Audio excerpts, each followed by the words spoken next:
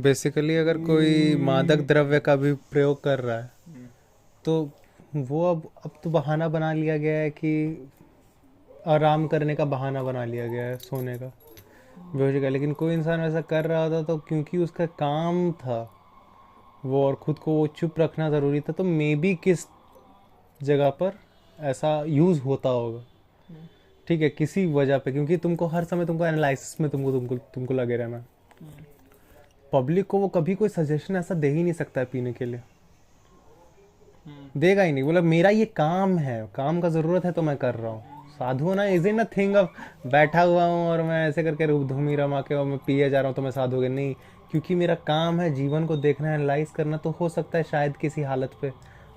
लेकिन जबकि ये नशा को तोड़ने का बात है। ऐसा बोल रहा, जो समझेगा वो तोड़ देगा उसको। रोमांटिसाइजिंग बहुत है ना, बात रहती है इतनी सी, हम लोग जानबूझ के उसमें और कल्पना जोड़ते हैं।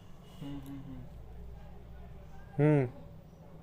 समझ रहा हूँ। आते थे, जाते थे बाइक पे, बहुत मज़ा आता था, बहुत रोमांटिक होती थी राइडिंग।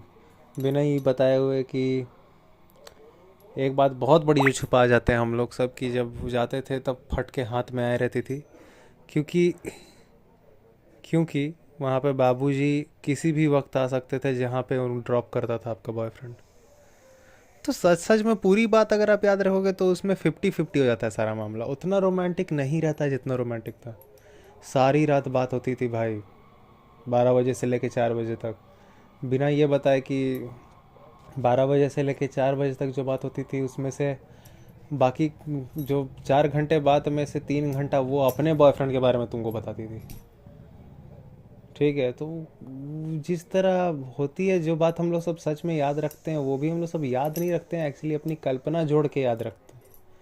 मेरे चक्कर में भाई वो नदियाँ बहाती थी रो रो के, नदी उदी कुछ नहीं बहाती थी रो रो के। गर्मी का मौसम था, पसीना आया हुआ था उसको। अपनी दिखावे के भी तो कुछ मैटर होता है ना, दिखावे का भी बहुत सारा मैटर इसमें काम करता है। दोस्तों के आगे कैसे बोल दें, शान खराब होती है। हम्म? हम कुछ है ना, हम कुछ है तो हमारी कहानी होनी चाहिए, अरे यही तो गलत फहमी है।